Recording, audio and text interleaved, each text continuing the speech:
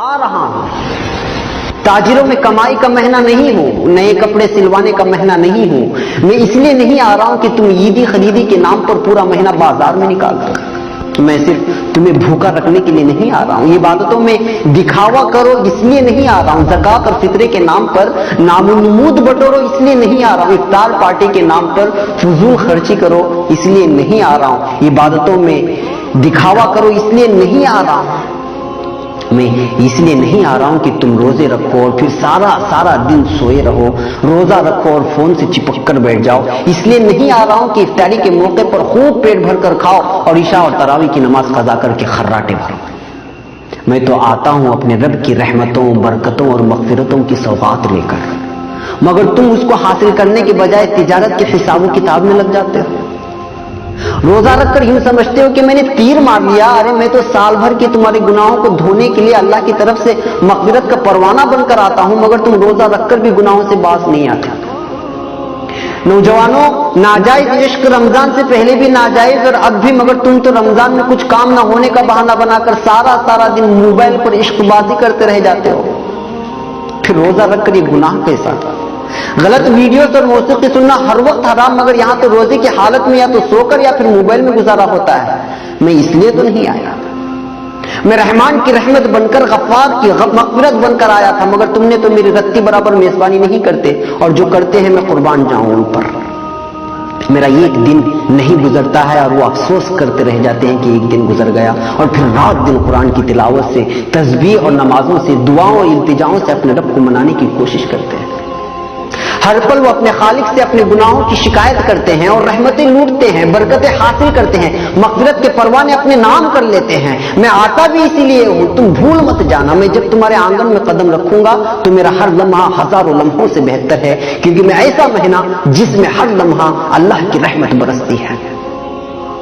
میں کبھی تم کو روزہ بن کر آواز دیتا ہوں، کبھی افطاری کی دعا بن کر، کبھی سحری سے تھوڑی دیر قبل اٹھ کے اپنے رب سے التجا کر کے اسے منانے کی درخواست کرتا ہوں، کبھی رحمت کے 10 دن دیتا ہوں تو کبھی مغفرت کے، اور کبھی جنت و جہنم کی خلاصی کے دعا کے لیے 10 دن تمہارے حوالے کرتا ہوں، مگر تم مانتے نہیں۔ ارے ہوش میں آؤ بھائی، میں آ رہا ہوں، کہاں کھو گئے ہو؟ 11 ماہ گناہوں کے دلدل میں ڈوبے رہنے کے بعد اپنے گناہوں کو بخشوانے کے لیے میرے رب نے تم تک بھیجا، تو تم روزے کے نام پر خالی پیٹ رہ کر وہی جھوٹ کے انبار، غیبت کے بازار، بات پر تکرار، عید خرید کے نام پر بیوی سے انبن، پڑوسی سے تعلقی، ارے ہوش میں آؤ، اگر میں چلا گیا تو موقع ہاتھ سے چلا جائے گا اور لوٹنے کے لیے 11 مہینے لگ جائیں گے، اور زندگی کا کوئی بھروسہ بھی نہیں کہ اگلے رمضان تک تمہاری سانس چلے کہ نہ چلے۔ پاگل نہ بن، تیاری کر، میری میزبانی کی اور میری مہمانی کی، دل سے کر، خلوص سے کر، دکھاوا میرے رب کو منظور نہیں، جو بھی کر تنہائی میں اٹھ کر اللہ سے التجا کرتے ہوئے کر، ابھی سے مانگنا شروع کر، کیونکہ نیک اعمال کا کرنا بھی اللہ کی توفیق سے ہوتا ہے۔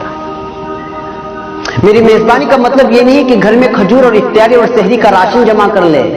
میری میزبانی کا مطلب ہے نماز، تراویح، تلاوت قرآن، گناہوں سے اجتناب، جھوٹ، غیبت، فحاشی، ناجائز عشق بازی اور بازاروں کی زینت بننے سے خود بھی بچنا اور گھر کی خواتین کو بھی اس سے باز رکھنا۔ میری میزبانی ایسی کر کے تیرا رب تجھ سے راضی ہو جائے، اور جب رب بھی راضی ہو جائے تو اس دنیا سے کیا مطلب جو ایک دھوکے کا گھر ہے، جی ہاں دھوکے کا گھر۔